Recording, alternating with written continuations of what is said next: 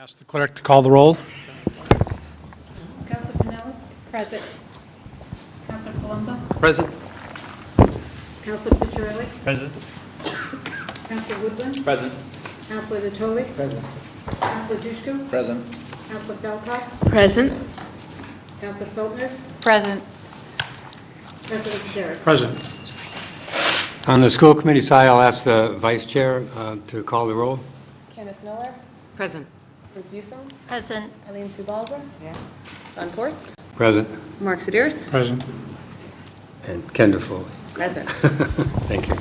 Thank you. I'm going to open up the meeting and then turn it over to Chairman Ports. First of all, thank you all for coming this evening to a joint meeting on a presentation, informational presentation on the Watertown School District Facility Master Plan. First of all, I do also want to say that this meeting is being recorded. I will try to keep, when it comes to, if there are questions, John and I will try to share recognizing people. I'm going to turn it over to Chairman Ports because he has been part of the steering committee and got us to this point, and he'll give us some background. All right. Thank you, President Sedaris. I want to I'll also add my thanks for everybody for coming to this. This is a very kind of important point in this rather, I think will be a long process, but a very productive one and a very important one for the community to look at our school buildings. There are many challenges that we face, but they're, addressing those challenges, I think, is something that we will be doing over the next several years. And this is really the first kind of high-level view, if you will, the master plan, looking at what we have at our school buildings and what are some of the challenges that we face. So I want to thank SMMA for their work. Joel Seeley and Michael Van Hamel have been working with us since late June, I think is when we started. We had 3 community forums during the summer. We had meetings of a steering committee that I was on, along with Liz Newsom, and then 2 counselors also, and a variety of other community members. And there was an educational leadership group as well. So there's a lot of work took place over the summer into September and October. And we now have a final master plan that's going to give us a kind of high-level view of where we're at in terms of our buildings and what some of the next steps might be. So I'm going to turn it over to our architects because they have a presentation to give, and then we'll open up for questions after that.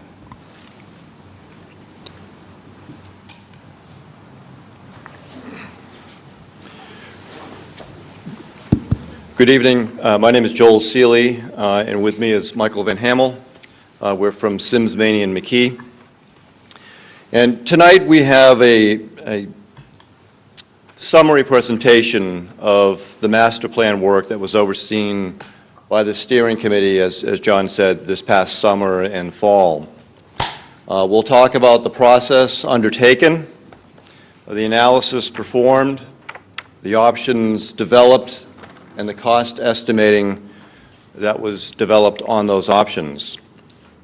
It's important to note that the design options that you'll see are not final designs. They are conceptual models which provide a framework or a guideline that the town may pursue in remediating the conditions of the current schools.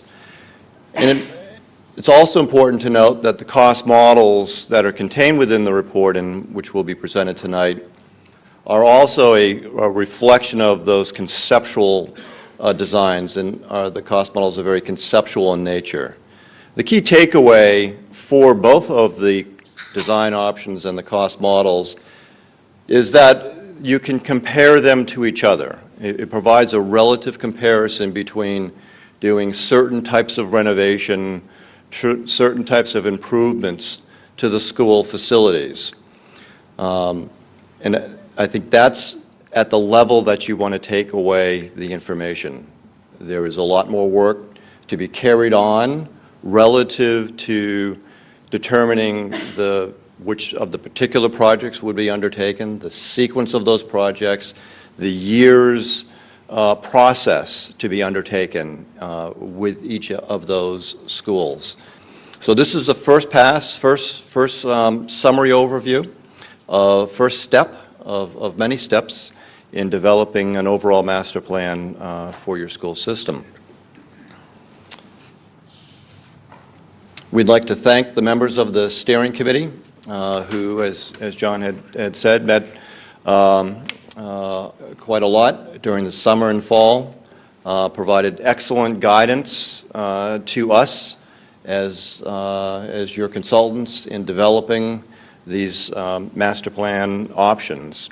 The group worked, very hard, very diligently toward the existing schools, as well as attended several public forums.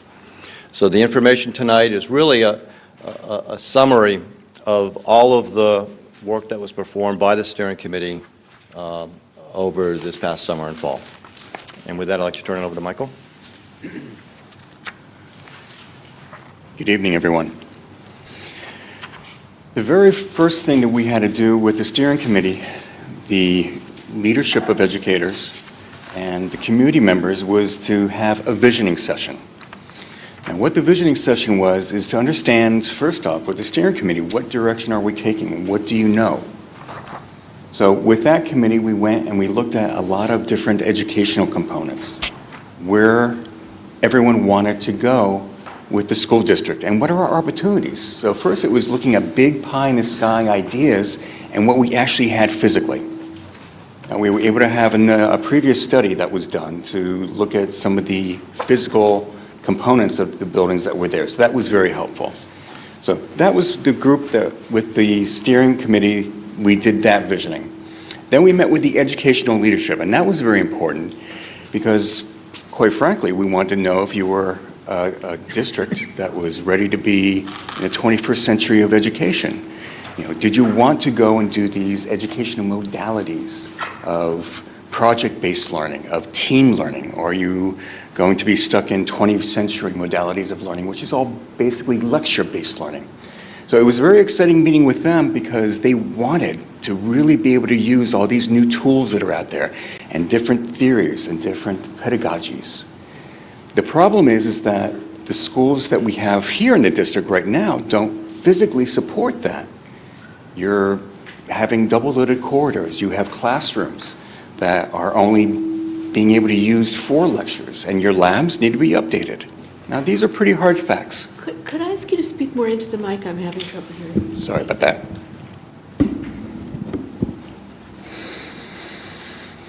So we understood where Thanks. all the educators were.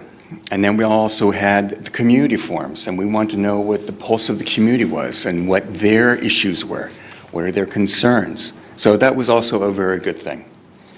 With all of that bare knowledge, we were able to start to assess what direction Watertown School District wanted to go. So we looked at the basics of education, we assessed the skills, we started to look at the curriculum and what wanted to be offered, what could not be offered by the physical limitations of your schools. A couple other things is that your teachers having professional development and learning new skills to be able to be teaching in a new building. So that's something that they really had a big desire for. So it all comes down to these learning environments and how can we make these learning environments better. So after we did the visioning, then we started looking literally at the whole district itself.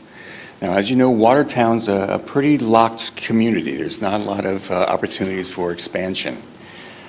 So we had to be able to look at all the demographics, look at all where the students are coming from.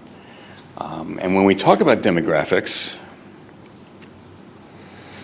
we needed to understand what was going on with new construction in the area, the rental properties, everything that's going on in Watertown, what are the possibilities for new work. All of these different components really summate what we're trying to do with the numbers of students that are here.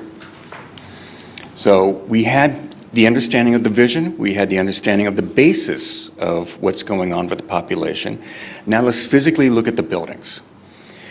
When I was saying before that the buildings were built in different eras, and for what they are, they're in pretty good shape. They need maintenance, and they need some new work to it. You've had a number of different projects that were done that were window projects and a number of other kind of maintenance required things.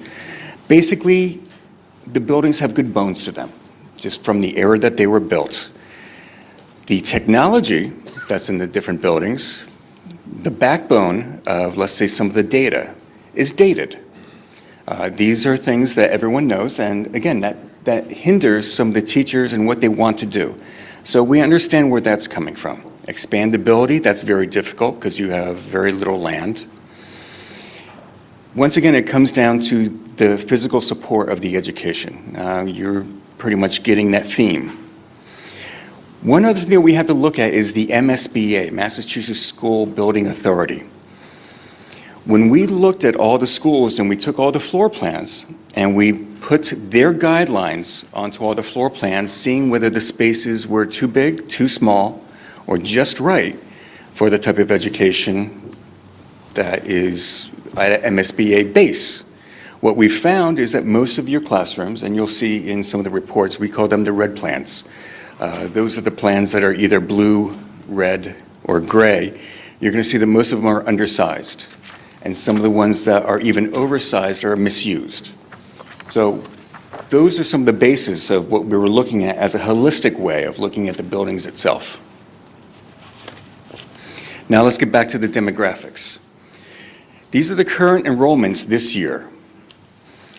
When we looked at the demographics and looked at the two companies that gave us the information, namely NESDEC and Design Insights, we did see that there is a spike in the younger kids that are coming right now into your school district. Now, we can follow that spike as they go through to high school, but after a couple years, what we found out, and you can look at the graphs there and understand that a little bit more, that this happens to be a rise right now. So what the steering committee decided is that after we looked at all of these numbers and all these different factors, these were the numbers that we used for design enrollments. This is the number of kids that we're going to have at these different schools in 2025. And you're going to see that a couple of these numbers, for example, the cutoff, there's a lot more kids there because we're expanding that. The other thing that is interesting is that we have an early learning center, and that was proposed to be able to alleviate some of the younger kids at the elementary school level, and I'll show you those designs in a second. So with these design enrollments in mind, then we are going now and actually looking at how to do the interior environments to meet those needs. What I'm giving you here is an example of what we're calling an essential renovation. We came up with this wording to try and make it very clear. The essential renovation is if your baseline renovation. If we were to redo the interiors and the backbone and make the interiors up to the standard of 21st century education, this is what we're talking about with essential renovation. But then we wanted to go one more step and do an advocated renovation. Now, as you'll see in the cost analysis, this is the one that is the next step up cost-wise, but we're also redoing a lot of the interiors to meet these educational needs for the facility. So with that in mind, I'm going to explain one more time what the essential, kind of the baseline renovation is. And that's doing more maintenance to your buildings that you've already kept up on. That includes roofing, windows, replacing them, some of the interiors, some of the brickwork that you have on the outside. The mechanical, electrical, and plumbing to basically remain and make major repairs or minor repairs to those. This is looking at the interior doors and partitioning. Those remain. And it does exclude major masonry restoration and major structural repair. All right, those are big ticket items that with this type of scope of renovation that we wouldn't get into.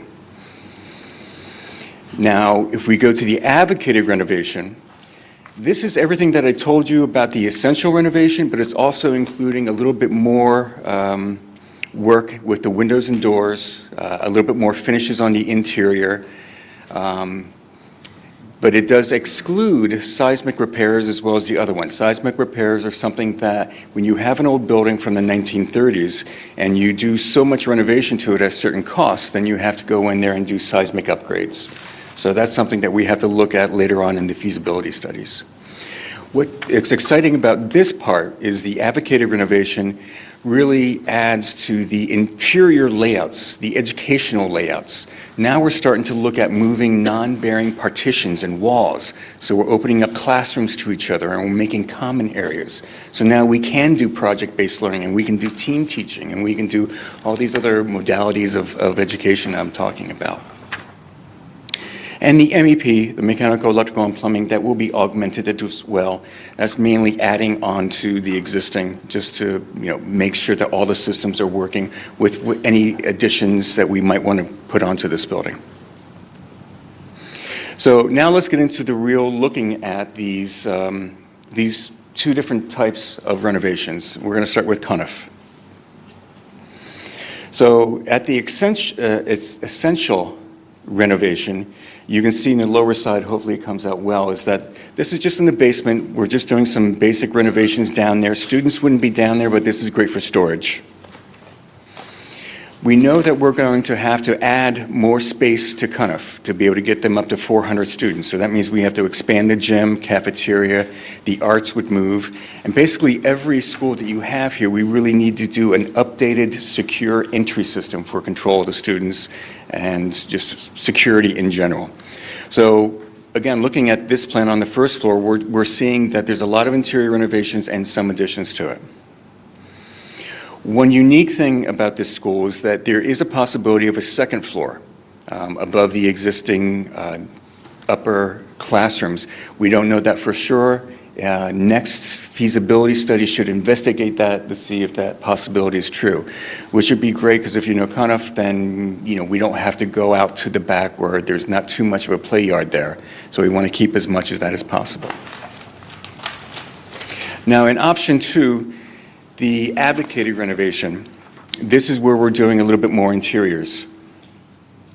So as we get up to the first floor, you're going to see in green some of these classrooms that have non-bearing partitions in them start to being able to be opened up. So this is the possibilities for us to be able to do that project-based learning and team teaching. For example, opening up mathematics and science. You need math for science. Now we want to open these 2 classrooms up. That's the whole premise behind some of these renovations. The cafeteria and gymnasium would expand a little bit more. So that's the difference between the 2 types of renovations that is going to be present throughout pretty much all of these schools. And once again, the existing classrooms, we would be renovating to a higher level. Now, if we go to Lowell, same concepts that are happening here. Basic, essential renovations to the interiors. Now here, we would have to add cafeteria and classrooms. So we've toyed around with the idea about moving a cafeteria off to one side, getting rid of the cafeteria that's at the top of the building, to be able to do and take care of, look at some of the exterior classrooms that we can have in indoor and outdoor learning and eating. They have a wonderful front yard, as you well know. So we're trying to be considerate about that and views. And then classrooms on top of that. So getting to the advocated renovation, the classrooms are now being given a little bit more attention. New entry, same cafeteria, but again, the gymnasium now goes where the old cafeteria was, so that's trading off spaces. And the same thing for the classrooms. Hosmer is a little bit different. Hosmer we did one extra scheme for, and I'll get to that. So with Hosmer, we're actually reducing the population. What we're trying to do with the elementary schools is we're trying to get them to be, so they have the same number of population. And that was kind of important when we talked to the steering committee and to the educational leadership. It's great to be able to have these neighborhood elementary schools, and if we kind of redistrict just a little bit and make everything more balanced, we were thinking that that would be a better education and more of a neighborhood type of school. So that's what we were attempting. So with Hosmer, an overall renovation, paying attention to the theater space, and that would actually take a little bit more of renovation and work. Right now, it's being used minimally, but we have some great ideas about how to really make that into a more dynamic space. So getting into option number 2, the advocated renovation, once again, taking more attention to the non-bearing walls, try and get rid of some of the double-loaded corridors and make more common open areas. Here, we're actually moving the cafeteria around a little bit, expanding that, the arts and the entry the same. We're trying to give a real arts center now to it. And one of the things that we were tasked to look at was also a district pre-K. So again, that's taking all the little kids and putting them in one spot. So we have option number 2 here. We actually have a third option that we're calling 2B for Hosmer, and that would be doing a whole new cafeteria gymnasium complex, a universal pre-K that could share the gymnasium and cafeteria and still renovating the existing building.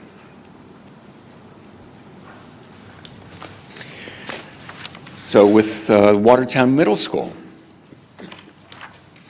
Now, we've looked at how Watertown Middle School has been added onto and how to make the circulation a little bit better.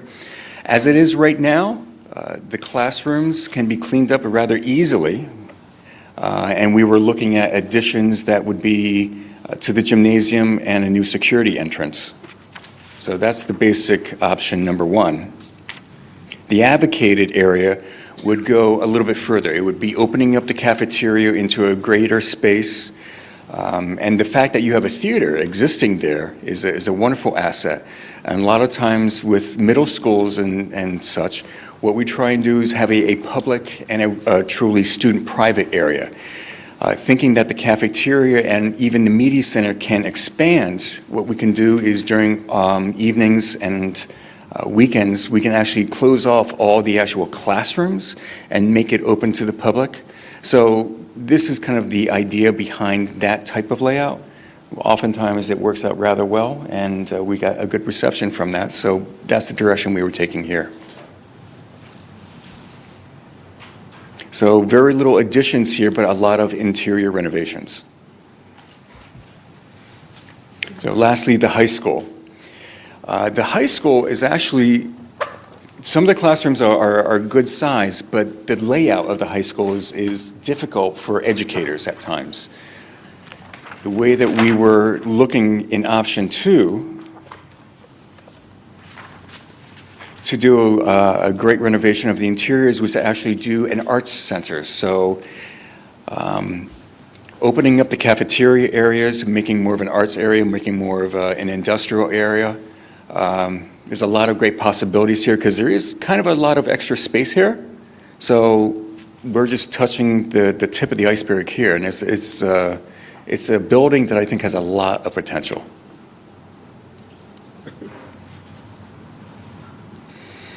So then we get into the cost. The options that we just presented are really comparative to each other. They're meant to be providing a baseline of one level of renovations, compared that to another level of renovations that provide a greater ability for the school facilities to meet 21st century educational standards. That's really the two comparisons between those options. Likewise, the cost models reflecting those are meant to be a comparison, again, at the conceptual cost level. So option number 1, those are the baseline renovations. Option number 2 are the advocated renovations, i.e. the 21st century based renovations, and option number 3 were the new construction. We didn't spend a lot of time with the committee on the new construction. It seemed that those design models were not the most advantageous to Watertown, being that you've invested relatively recently in your schools. They had a significant investment in '97. And keeping your existing facilities and really sort of adding on to your capital investments was more of a focus. But we were asked to provide analysis of what a new construction is, so you'd have that comparison.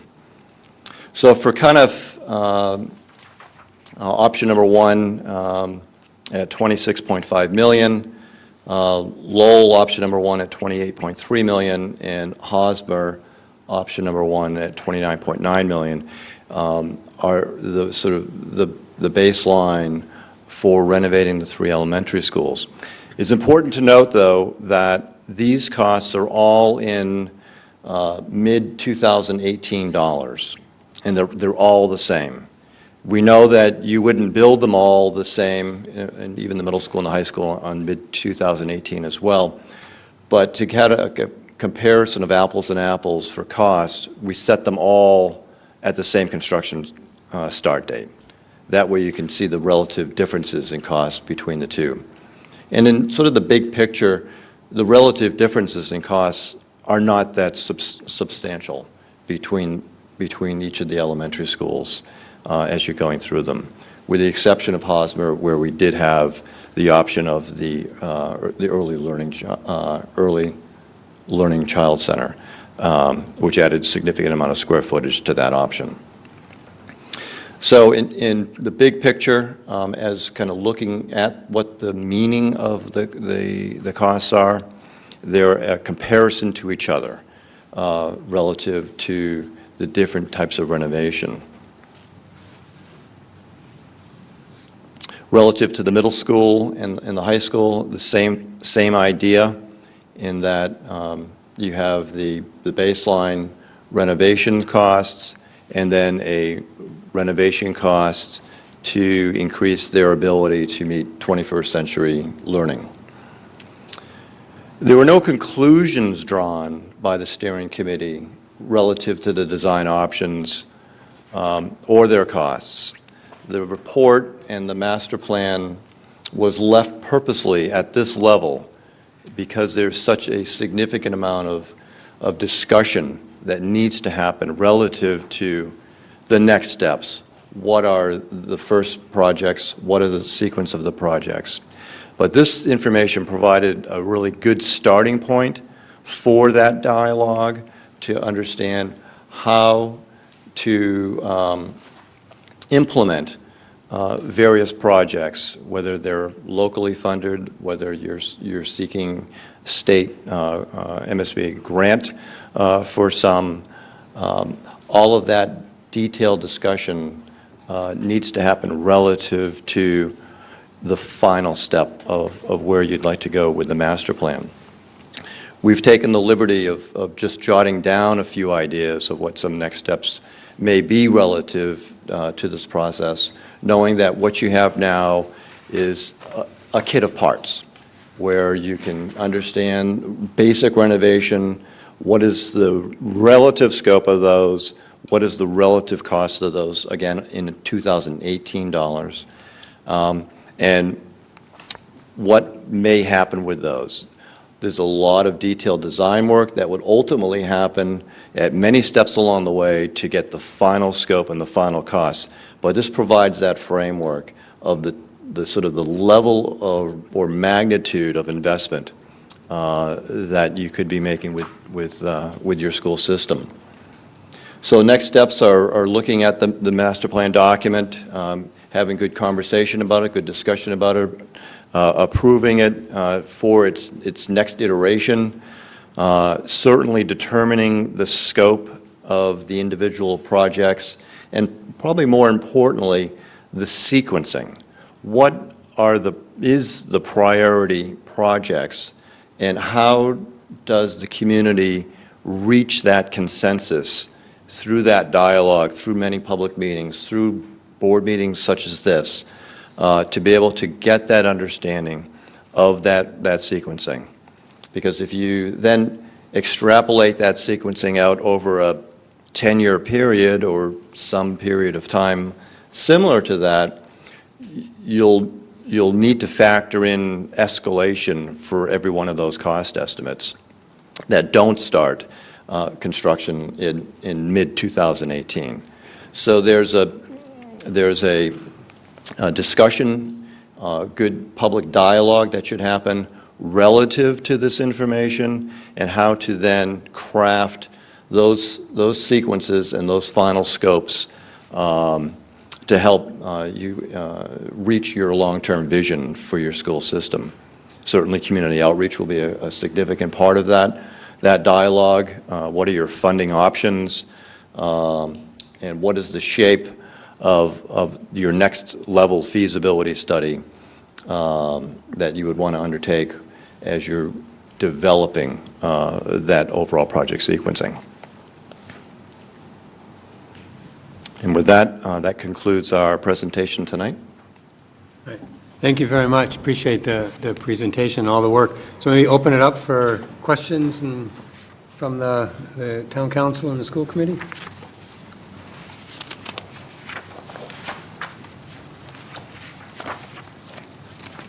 Councilor Dushku. All right, thanks for the presentation.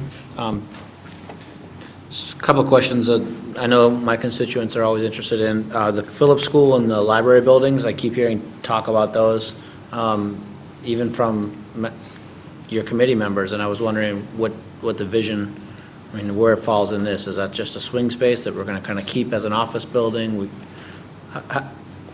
What came out of your conversations around that?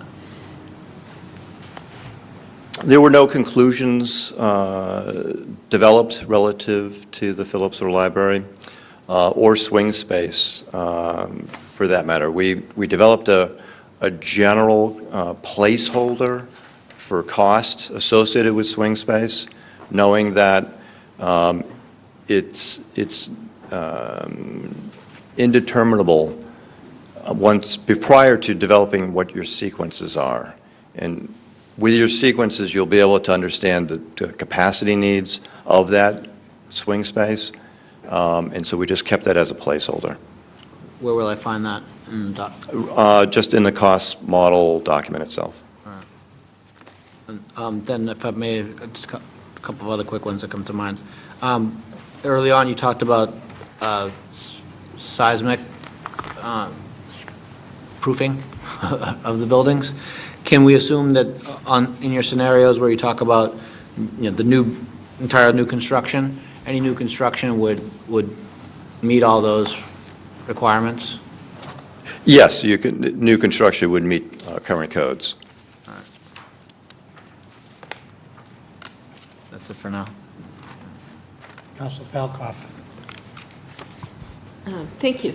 I wonder if you could explain a little bit more about what you mean by feasibility study, which was the last item on the previous slide. Certainly. There is different levels of feasibility study. If you were to undertake a grant application with the MSBA, Massachusetts School Building Authority, they have a predetermined feasibility and schematic design scope of work that would be undertaken by the community. That presumes that you have submitted a statement of interest to the MSBA identifying your one school that you feel is your top priority. They would review that application and determine if you have reached the level of their analysis that would invite you into their eligibility program. That feasibility study is predetermined based on one school project that might be further along than where you are currently. A second scenario of a feasibility study would be to assist the community at this juncture prior to in being invited into the MSBA grant program to help determine what the first priority or the sequencing of your priorities are for these, for your school system master plan, and maybe delve a little bit deeper into the existing conditions, the design and cost modeling for those, and certainly participate in the significant amount of community outreach that may happen, might want to happen as your community is deciding what those sequencing are for the master plan, i.e. what is your first projects that you would undertake, and are they locally funded or would they be partially state funded? There's a lot of discussion and dialogue that needs to happen to move that along. That could be a feasibility study as well. A third feasibility study would be if, a type of feasibility study would be if you were to select a locally funded project, for instance, maybe 1 or 2 or 3 of the elementary schools for certain repairs or renovations, you may want to undertake a feasibility study just for that so that you would know what you might be appropriating in the future for those projects in a little bit more detail. So there's a lot of options relative to your next steps, and I think this is a good starting point to have that discussion. Council Palumbo. Oh, hold on, Council Falco. Yeah, just a couple follow-up questions. So of the 3 you named, it seems that number 2 precedes anything else, which is a feasibility study to decide what you want to do and in what order. Would you, true or false? Possibly. Sorry to say it that way, because you may not need to do a feasibility study, that you might be able to undertake that yourselves. There's vast amounts of experience and expertise that were within the steering committee that you might form a committee of them and start to have community meetings relative to that without further feasibility dialogue relative to advancing the designs, just to get the pulse of the community to understand where they're coming from and where you may want to go. So I don't want to say yes or no, because there are a lot of different scenarios to play out. So when you're saying feasibility study, you're saying, I mean, we'd have to make the same decisions whether we have an outside consultant or we do it ourselves. But when you're using the term feasibility study in that scenario, you're talking about an outside consultant. Oh, yes. Excuse me. Yes. Okay, Yeah. thanks. Well, that's clarifying. And then my final question is, the first number 1, there's a MSBA template for what you need to know for feasibility to apply to them. And I don't know who has access to that. I don't know if people on the steering committee have seen it, but it seems that it would be helpful for us to look at that. Is that something we can get? There is a statement of interest that each community needs to submit to MSBA. I believe you submitted the high school in past years. That is a document that provides an assessment, both educationally and physically, by your facilities department of each of those schools. And you would submit this statement of interest for the school that you feel is the most needy, and MSBA would review it from that vantage point. Okay, my final question is that, so, yes, I know that we've made that application before, so the school committee has obviously worked with that document and that information. If the council could be provided with information about what's required to do that application, I would find that helpful. So that's not for you, but maybe for Mr. Ports. Yep. Thanks. Council Palumbo. Thank you, and thank you for the presentation. I was actually in the same theme, trying to look at your last slide with the steps, and I was a little like Councilor Falkoff, trying to figure out what would happen next, and it seemed like the feasibility study belonged up top, not at the bottom. But is it right to say that you feel that if we approve this report, that there's enough content in the report to be able to determine the scope and sequence of projects? And if so, what the variables that we would be using are primarily the cost and the population?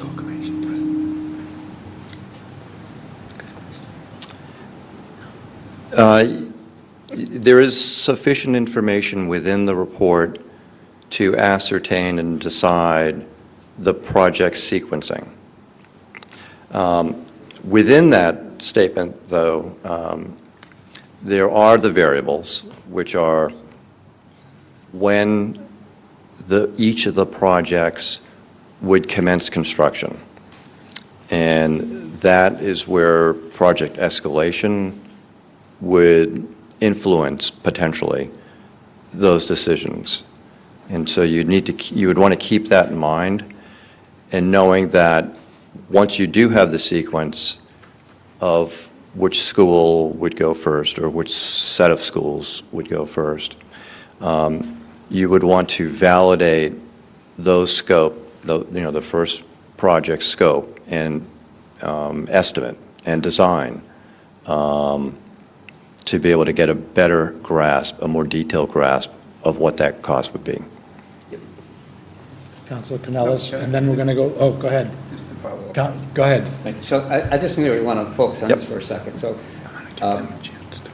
in order to determine, besides the issue of community input, but in order to determine really what should happen, it seems to me that the figures you gave us, and you said this a number of times, are used for comparisons. But it would seem to me that unless we can determine what the actual costs are, it would seem to me hard to make a determination on feasibility, on sequencing and scope. So it would seem to me that we need a feasibility study, or at least the next step. I don't know if it's a full study, but if you're saying that the Lowell costs this much to do option 2, but really that's a comparative to know between Lowell and Sure.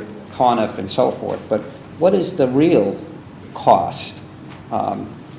And how does each of those options require, the second option, require a feasibility study to get a real cost in order to determine what the sequence would be? Or is there, can you say, I'll add 10% to each cost, and you can get a pretty good ballpark figure about what it's really going to cost? Is there a formula for us? There's probably not a formula per se. You might be able to generally understand the sequencing based on the information within the report, knowing that you would want to validate those first projects' cost and scope as a process to undertake. And to validate those costs, would you need a feasibility study? Yes. Sorry. Yeah, I see where you're going. Yes. Councilor Canellis? Thank you so much for the presentation, and there's a lot of material here in the hard copy that we've received this evening, so I'm sure we'll all have a lot of homework to do. Specific to the Hosmer School, you indicated the third option that on page 35 and 36 is referenced as options 2.1 and 2.2. You speak about additions. Where would those additions occur?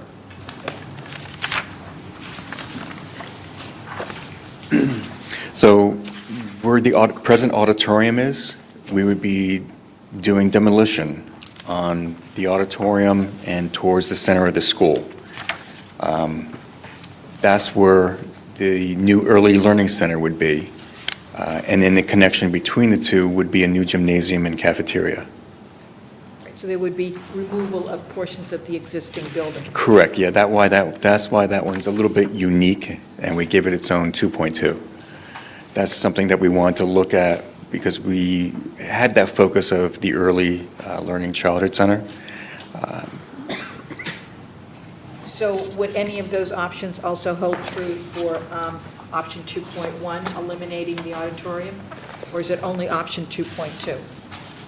Option 2.1 does an addition and heavy renovation. The option 2.2 is the big demolition to it. Thank you, but that, all that material is here in the hard copy. Correct. Okay, thank you. Gonna go this way. Sure. Yeah. Candace, you had a question? No? Actually, I do. About the, and thank you, this was really, to see this come together over time, I was really pleased to see this version. I think it's very, very rich, as somebody said. So if you could just talk through a little bit of where you think the costing might be weaker, right? So I know you don't want to say, these are the exact costs, budget for that, and you'll be all set. We know that that's, it's not quite right. And it looks, you subcontract to have the costing done, right? So I guess if you could talk a little bit about what you've seen in the past with where where the cost estimates are a little bit off and where we should really focus on. Good question. Maybe we should step even further back and just spend just a couple of seconds on cost estimating. And cost estimating is an art and a science. And one thing you can probably hold true to cost estimating as a definition is that the more detailed drawings are defined and developed, the greater the accuracy of the cost estimate will be. And where we are at this moment in time, where there is basic sketches made of a concept with really no drawings per se that would be defined ultimately as given to a contractor or detailed cost estimator. There's a certain fluidity within this level of cost estimating. And I think we have to accept that, to say that these are numbers that are relative to each other. We shouldn't focus on trying to nail down each number because you just can't. This is a master plan at a very, very, very high level, which is providing broad brush design and broad brush cost estimating. So I would be very hesitant to say where a certain cost estimate may be at variance between now and 3 years from now when construction drawings are drawn, because there's just so much work that has to happen between now and then. This is your first step at looking holistically at your school system, and there will be many more steps to undertake. There should be many more steps to undertake, each with greater definition as you go along the way.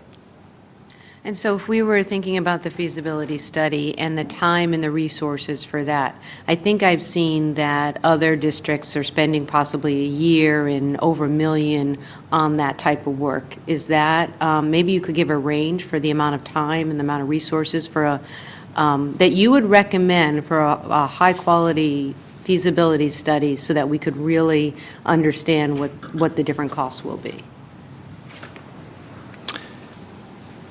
Certainly, undertaking an MSBA feasibility study for your single project that they've invited you into the eligibility program on is a significant undertaking. Those communities that have appropriated funding are appropriating that funding based on guidance from the MSBA and their historical database for doing projects and doing their level of feasibility studies. And certainly, those feasibility studies, prices have ranged from multiple millions of dollars to just under millions of dollars because they're so extensive. And it really depends on the size of that school. Certainly, elementary schools would be a much smaller undertaking than a high school. And that's where some of those really large dollar amounts can be attributed to. So let's call that the MSBA, real detail study, feasibility and schematic designs level study. To help frame that, so one bookend to another, of a study that would help develop what's the necessary information to assist the community in determining what's a rational sequence for your master plan and what's a rational design for each one of those elements.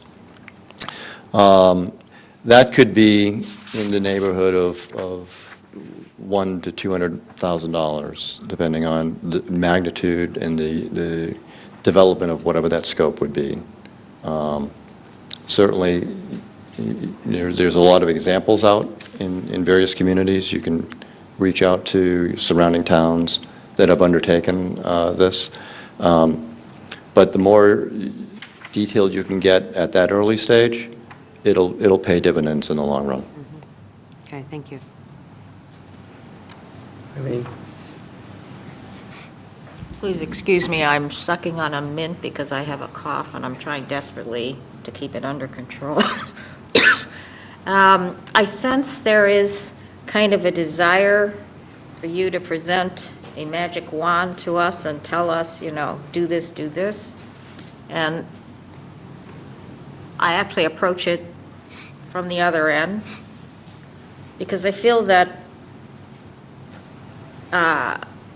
what is the purpose of renovating the schools? It's to achieve the educational goals, to serve the students in the way that we want to. And so there has to be, it's like planning a kitchen or a hospital. It has to be a machine that functions to achieve your goals. And then within that, you can make decisions. It's not that I don't know that the money is really important. The cost, obviously it is, but the whole purpose of this entire project has to be to create an educational machine that works for our students. So rather than expecting you to tell us what we want, I think what I hear is an opportunity for us to figure out what we want. What are the things we want our schools to do? And then we try to figure out through feasibility study or consultants or whatever, how to get there in a cost-effective way, dealing with the restrictions that we have around land and et cetera. So I think that's been sort of a frustration of a lot of people who are not maybe experienced with architecture, as I am not, or with planning, because it seems like there's so many things and you don't know where to start. And every time you turn to one thing, there's this other piece that you don't know. If you were us, or if we were your clients, would you prefer that we come to you with a set of ideas of what we want in these schools? Or rather than just saying, tell us what we could have? I don't know if that's a real question. I want to know what would make us good clients for anybody who is going to help us. The wonderful thing that's happened already is that meeting with your steering committee and meeting with the educational leadership, they've already said, this is the kind of school that we want. This is the kind of school that we want to teach in. We want our students to have this experience. We want our teachers to be able to have all of these facilities and everything that they need to be able to deliver it. So they've spoken quite clearly. So I think that's a great direction that anyone who's going to be doing the next components of the trip of Watertown School District It's pretty clear. So maybe we need to do a better job of getting that information out to the public and then getting some feedback from the public on those kind of things. I do feel that it has to be simultaneously both a cost decision and an educational decision, or it's not going to work. And that when we come around to figuring out what we want, that may have some cost-driven areas, but for me, it's always got to be, is this going to work to achieve the educational purpose that we want? Because otherwise, why even bother? Candace? Thank you, Arlene. I guess I'm wondering, as I look at this, I think of, okay, there's these different building options, there's the recommended or the advocated. So would the steering committee's priorities be in the advocated options? You see what I'm saying? What Eileen was talking about with the, what are the priorities? What does the steering committee come together to say, these are the things that we want, this is what the educational leadership team wants? If we were to go with the, what was the first one? The essential, that doesn't have the priorities in it, but the recommended does have the priorities. Could I read into that or no? First off, there wasn't a decision made.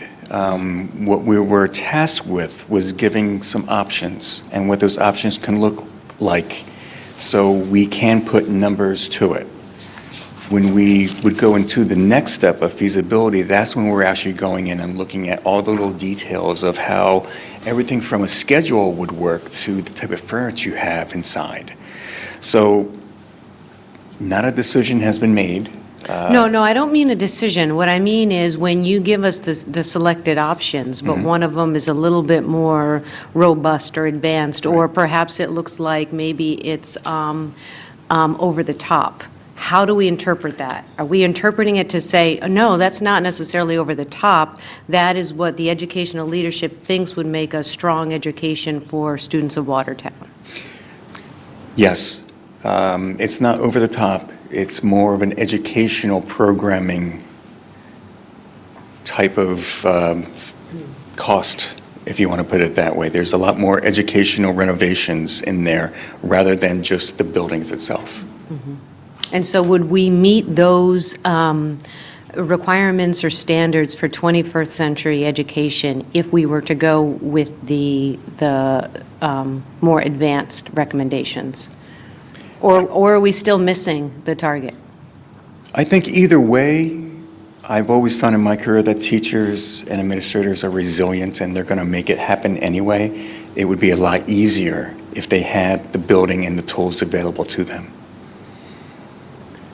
Candace, if I could add, I think that the steering committee didn't take a vote per se on these options, but I think the leaning of the committee was towards the advocated renovations, option 2.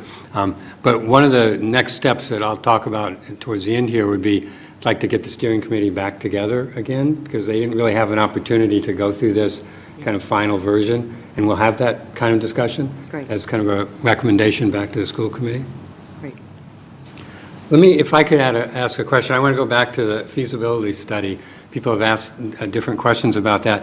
One takeaway that I have from your comments, Joel, is that feasibility studies could be individual school-based or they could be district-based. It's a term that's can stretch depending on how one uses it. Is that Correct. accurate? Yes. Yeah. And so, whether our next step is a feasibility study that is district-wide or school-based, I tend to think we're probably still at some level at the district-wide point as opposed to an individual school. But I don't know if you would agree with that, or because I think one of the points that a key question in the sequencing is swing space, and that's particularly for us because we're very compact and tight and we don't have a lot of it. And so there's going to have to be some very creative thinking on swing space. And swing space is going to be an important piece in the sequencing of kind of what can work and what can't. And so to me, that's we need more information. I mean, you provided kind of a beginning point for that, but we really need to have more information on that. I don't know if you would agree with that. Absolutely agree. Okay. And then if I could just maybe say a little bit more, kind of the sequencing of kind of plans. I mean, Councilor Palumbo and others have asked about, more exact costs. And I think you kind of indicated this. I'm not an architect, I'm not in the planning world, but a feasibility study might be followed by kind of architectural plans for an individual building, which might be followed by construction plans for that building, each of them getting more detailed and more focused on costs. Is that? Yeah, I'll play out What's the terminology that say you use? one scenario, maybe. And hypothetical, it's a scenario, that's it. So if you were to do a feasibility study district-wide, which helped you determine your first project, and that first project was a locally funded project that you've decided. And that's not set in stone, that's a hypothetical scenario just to kind of talk it through. So you might take the findings of that feasibility study and appropriate detailed design only. Retain your architectural and engineering team for that detailed design of that first project. Get detailed cost estimates along the way. Get that bid, and then bring that bid project to your voters to appropriate the construction. There's a lot of different ways to do that. That's one of them, as to how to appropriate capital project funding after simply the design or feasibility, because you're basing that on, say, more detailed. Another scenario is that you would vote to have detailed design appropriated, retain your designer, and then appropriate based on the design drawings at some particular level of completion, your full construction appropriation. Lots of conversation and lots of discussion should be had relative to that on how to overall appropriate study funding, design funding, and construction funding. All right, thank you. Sure. Anybody other? Councilor Feltner? Yes, thank you, Mr. President. Thank you for the presentation.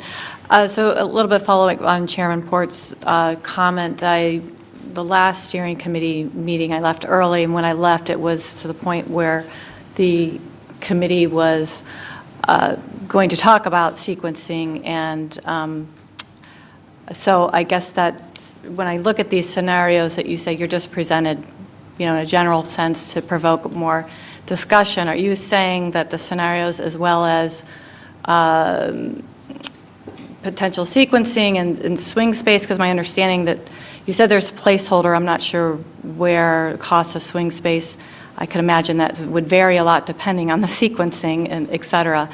That's something that you would recommend coming back with a steering committee, or that's part of feasibility study? I'd appreciate hearing your thoughts on that. That would be part of the feasibility study. Councilor Detoli? Thank you very much. I just want to add to what School Committee Member Miller's question about in terms of the steering committee's role. And I served on the steering committee, and I think one piece that's not in here is a lot of the discussion that took place in terms of helping shape and guide the direction. For example, there was members of the school administration that were a part of the steering committee, discussions about perhaps the high school being located somewhere else and maybe switching spots with another school, or for example, the pros and cons of neighborhood schools versus district schools. So I think there's a lot of conversation and elements that came from those meetings that sort of pushed us to where we are in terms of option one, option two, option three. The steering committee just decided it wasn't our place to advocate for one versus the other or get into any sort of sequencing, and instead putting that out to the community, the school administration, the school committee to take it to the next step. Mr. Manager.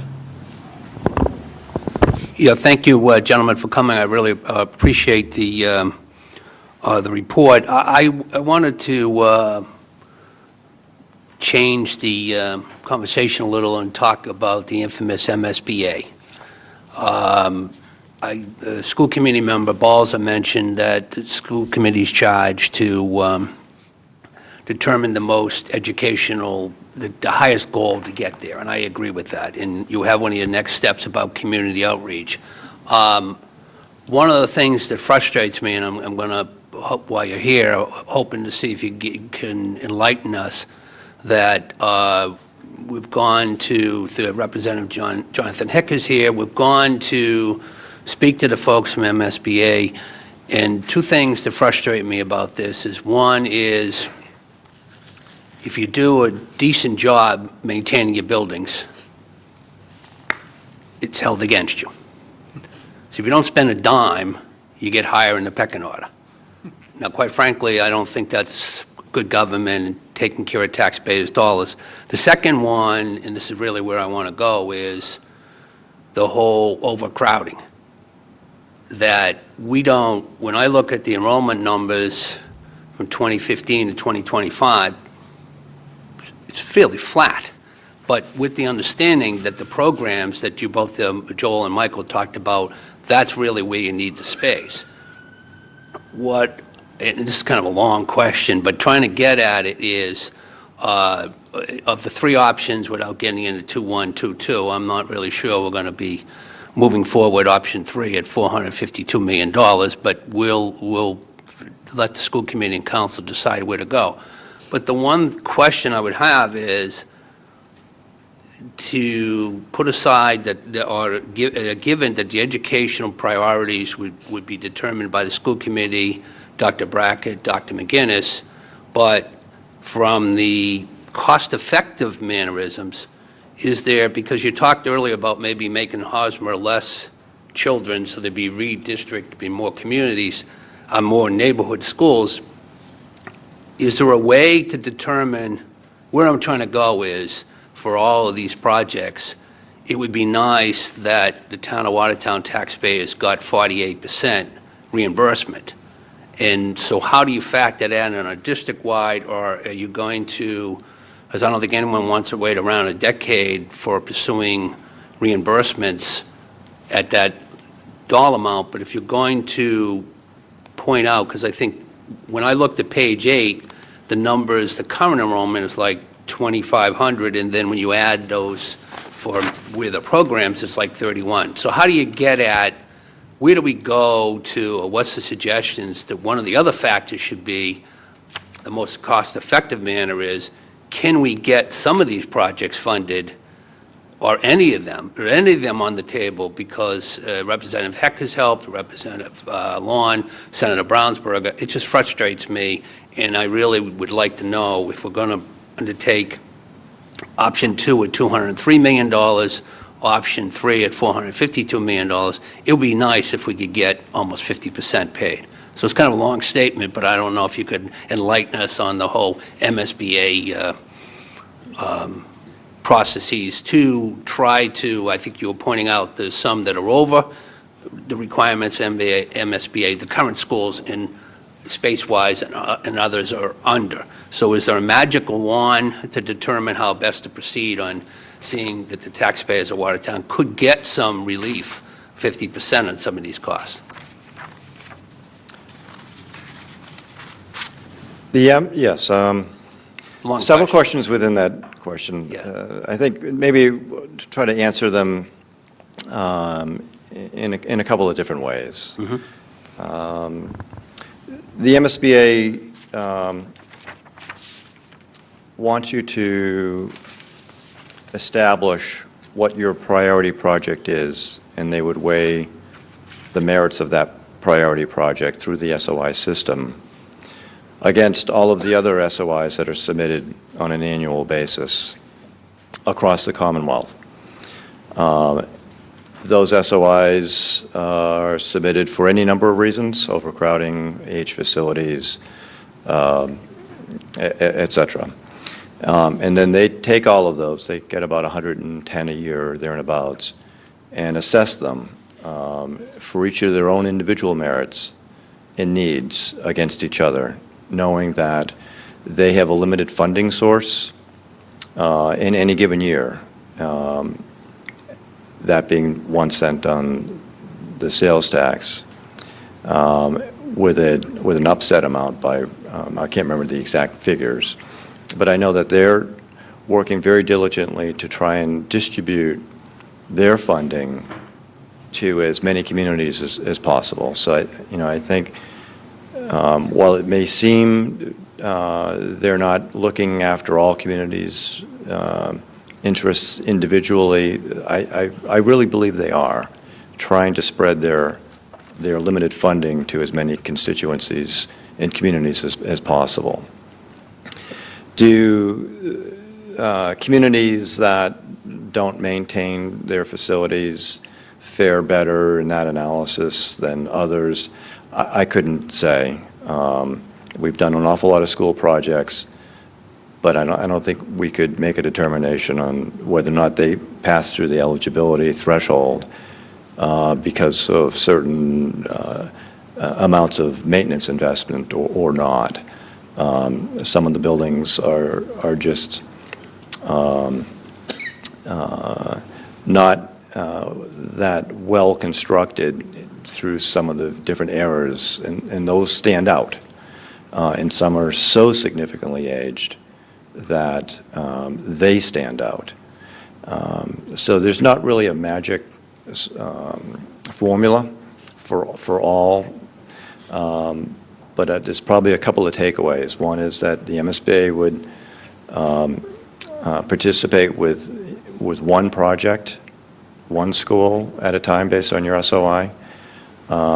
So to formulate a plan that would envision all of the schools participating in the grant program over a short period of time may not be that practical.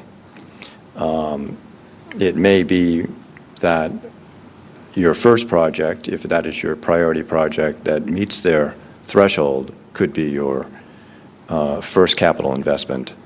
But you may want to have alternative options to that, i.e. locally funding some of the smaller projects possibly to get those going.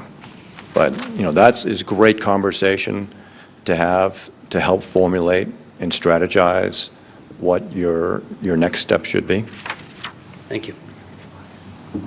Councilor Dushku? Hi.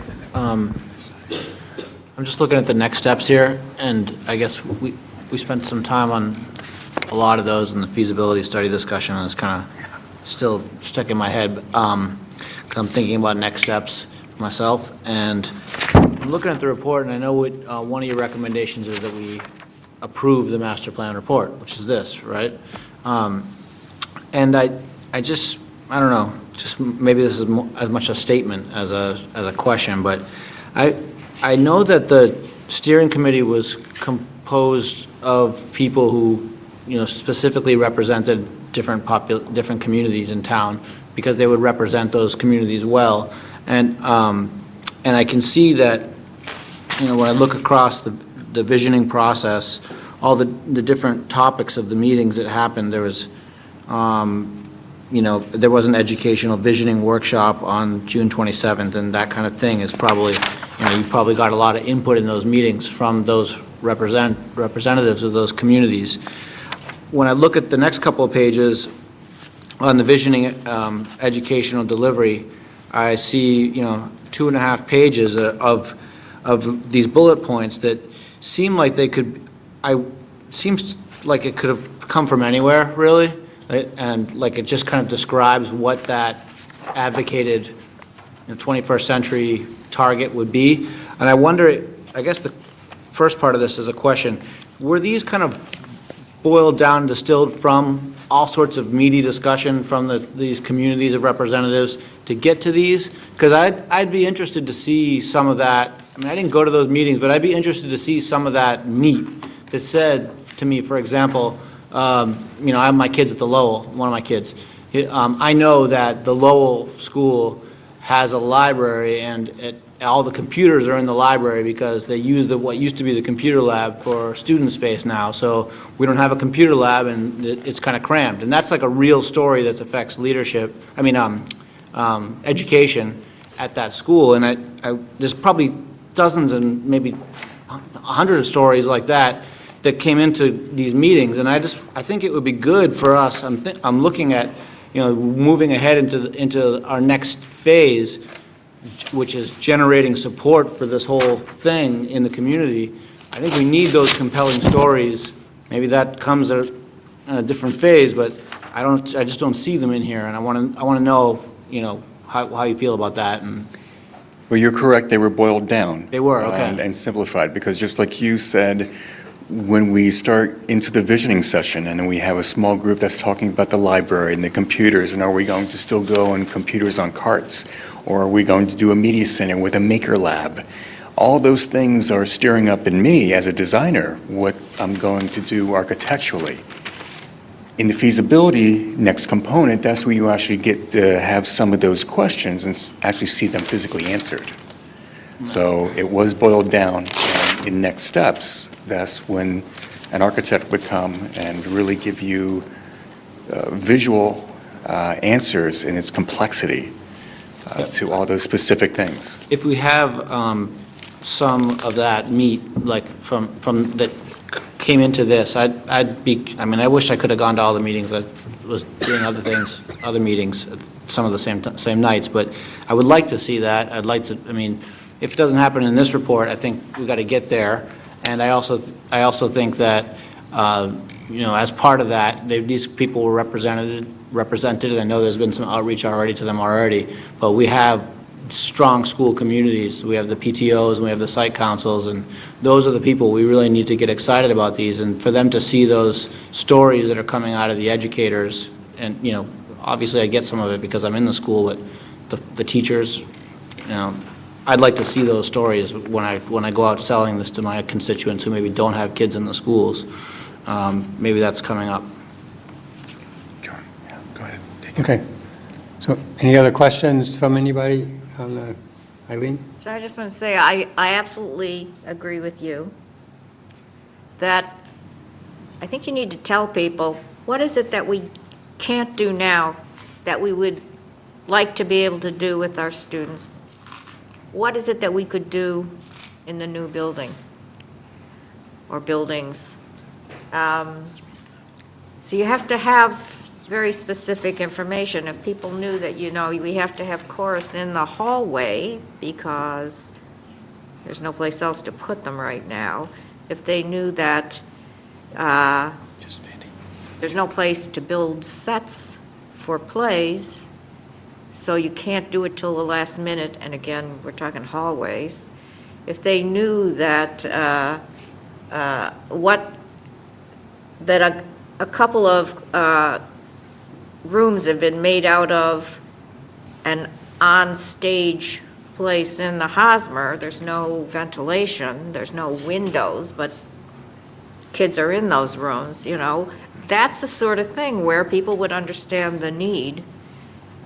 And then you come up with a list that says, these are the things that we really would like to be able to have. Just when you go out to buy a house, you have certain things. There are things you wish you could have, but then there are things you absolutely want to have. And if you say, I must have, some people feel, I must have a garage. Okay, then that's on the list. Or if you say, I must have a bedroom for each of my kids, then you can do the feasibility study, because then you can tell me how much would that cost, and what are, 3 different ways for us to get that result, maybe with varying costs. I just think feasibility study just means how to get what you want, but if we don't know what we want, how can we do a feasibility study? So I absolutely agree with Councilor Dushku. You have to tell people what are the things that we don't have now? We don't have science labs that really work at the high school. Tell people, and I think this is the way we, at least on the school committee, can help advance this process. And maybe the next task of the building committee can be partially to gather and disseminate some of these must-haves so that we can know what we're talking about. Right now, it's like I'm saying I'm going to go buy a house. I have no idea where. I have no idea how much. I have no idea what it looks like. No realtor's going to be able to help you. We have to, I think, be more specific. Right, thank you. Councilor Picciarelli. Thank you. Thank you, Mr. Chairman, Mr. President. I actually don't have any questions because I spent a lot of time on this and actually had a lot of input into it. So all my questions at this point have been answered. But I just want to make 2 quick points. We need to do this because it's been 20 years since we did the last debt exclusion override to do major renovations of our school. And our schools are showing their age, and we need to do something. And we need to come up with a number so we can start putting together a financing plan. And the essential renovations, about $160 million, sort of would just bring the buildings up to speed, in the existing configurations. But we were really interested in providing a 21st century learning environment for our children. That adds about another $40 million to the cost of to get the sort of the advocated renovations, about 25% more, and bringing the cost up to, say, round numbers, about $200 million. We also asked the question, well, if we were to tear down all our buildings, build all new ones, which would also meet the needs of the 21st century education for our children, that would cost more than double. So I guess, in terms of decision points, we want to do not more, we want to do the advocated. I think the steering committee and the educational team was pretty adamant that if we're going to spend $160 million to just bring us back to where we were, 20 years ago, doing a little bit more to get us set for the next century is or next 50 years is well worth the investment. I think it was also very clear that, we started this process, there was some feeling that, we needed, buildings were so old, we had to tear them down and start from scratch. And I think, the process showed that, we could, for costs,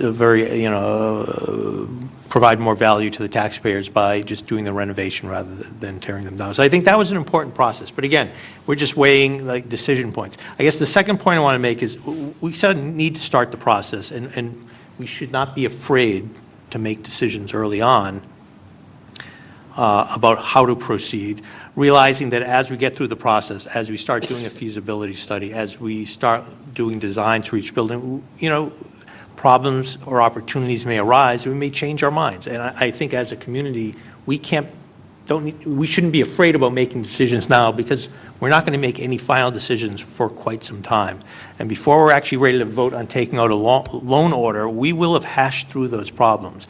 And, we may decide to spend, $50 million to do the advocated renovations at the high school, and it may turns out we get accepted by the MSBA and they'll spend $100 million to build a new one, and it still will only cost us $50 million.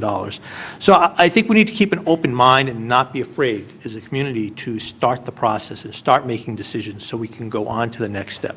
And those are really the only 2 points I wanted to make. So thank you. All right, thank you. Councilor Dushku. Oh, yeah, one more thing, and I think it's a little bit, maybe not for you guys, but I just wanted to make something known. I mean, I think a lot of people behind this table, on both boards and in the community, are already really concerned, before we even go too much further into this, about maintenance at the schools. And I just want to say, and I hopefully get maybe some feel from my colleagues here, that as we move forward in this process, we also need to recognize that over maybe 4 or 5 years now, we've been talking about some kind of consolidation of our town maintenance divisions between the schools and the town. And I think that part of this process might as we move forward in facilities and, feasibility studies and all that, is that we should really take a good look at that, because if we're going to build a new, or invest a lot of money into new buildings, we need to do a good job in taking care of them once they're built. I hope that the people on this table can put some thought into that as we move forward, too. Thank you.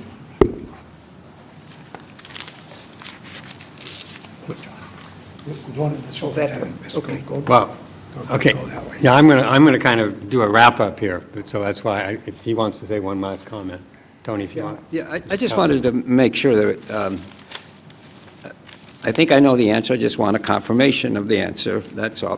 The figures that you put in here, in this study, are high-level figures for comparative purposes, right? I mean, the big picture. Correct. Right? Yeah. As we get closer down, and we get architectural designs, construction bids, and so forth, is it true to say that those costs will increase, not decrease?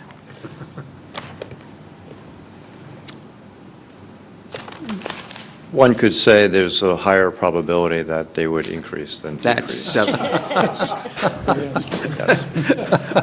Yes. okay, I'll take that. Were you an attorney at one point in your life? Sorry. Thank you very much. I just want to make a couple of comments. I'm going to ask the superintendent, Dr. Brackett, also to make some comments. But there's quite a bit of discussion about kind of what next steps are, which is clearly where we are. And I think we'll have more discussion about this, but if at the risk of simplifying a little bit, I see kind of three critical kind of paths that I would say are parallel paths or tracks that I think we're going to be going down in the very near future as next steps. One is what I think of as a technical one, which is going through an RFP process and identifying an architectural support firm that will help us in this feasibility study and whatever the kind of learning, the technical knowledge that we need to move forward in looking at the buildings, but the feasibility study and helping us with the sequencing, et cetera. So I think that's one track, and I think the superintendent can speak to that as well. He started to work on that along with the business manager. I think a second track is a community engagement track, which everybody's been talking about, and we clearly need to do that. This is a, kind of very a first step, I suppose, but what I would propose is that we have another meeting with the steering committee as a first step in that community engagement, because the steering committee hasn't had really the opportunity to look at the final report and to kind of talk about it and think about what are some of the next steps. And the steering committee is quite broad, includes people from across the community. So we'll try to do that. And then I think a third track, which occurs to me as well, and this has come up in conversations, is really kind of an educator engagement kind of within the district. The educational leadership team was involved at the very beginning of this process, but not so much at the end. It was really at the beginning on the visioning in particular. And I think now, excuse me, now we have much more detail than you had then. And so how does this play out? Excuse me. How does this fit with? How does this move forward within the schools with educators? So those are three particular tracks, but let me, I gotta get a glass of water here. All right. But let me turn it over to Dr. Brackett. Thank you. First of all, thank you for the work that you've done on this, developing this master plan. I think it gets us to a point where we have 1,000 questions. So from a standpoint of the success of the master plan, I think it was a successful venture, and it gets us to a point where we're ready now to take the next step. So thank you. So as I've been thinking about this and listening to the questions that have come up tonight, it's clear that we need to begin thinking about how do we synthesize all of this work and start to move forward. And there's as many questions and probably as many concepts here about next steps as there are people behind this table. So just watching the process after I came on board, it's clear to me that having somebody with the technical expertise and the experience in working through projects such as we have before us will be very beneficial, will help with the efficiency of what we have ahead of us, as well as the effectiveness. And I'm sure we don't even know all of the questions that we need to ask at this point in time. So I would think, and I would recommend, that we begin to engage in doing an RFP and bringing on board an architectural and engineering firm that would begin to work with us collective us, meaning the town as well as the school committee, to start this journey toward making the kinds of decisions that we're going to have to make. The decisions are many, and the concern that I have is that we take a simplistic approach to that and find out that there's really more depth to the kind of things that we have to consider. So in order to do that, we would want to develop an RFP, and there are many districts that have already done it, and we would gather those and start to develop that RFP, outlining the scope of work as well as the deliverables that we would expect from that work. We would also then have to appropriate the financing and the funding for what that feasibility study might be. We'd issue the RFP to a number of firms that might be interested in beginning a marriage, if you will, with the town of Watertown. Then we would evaluate those responses, award a contract, and begin the work. And that work would then begin to look at some of those decisions, the sequencing decisions, the swing space decisions, how this would all work. School committee will have a fairly big decision in front of us around redistricting. And is that going to really be part of this? And if so, what does that look like, and what is the time frame of doing that? So, and we also have to keep in mind what role the MSBA will play in this process. So there's a lot of work to do, but it's the kind of thing that I think will have great reward, but we have to understand exactly where we want to go, and I think we need to have somebody with the technical experience to help us get there. In terms of answering the question, what are the must-haves? As Mr. Port said, we've talked about this concept of 21st century learning environment.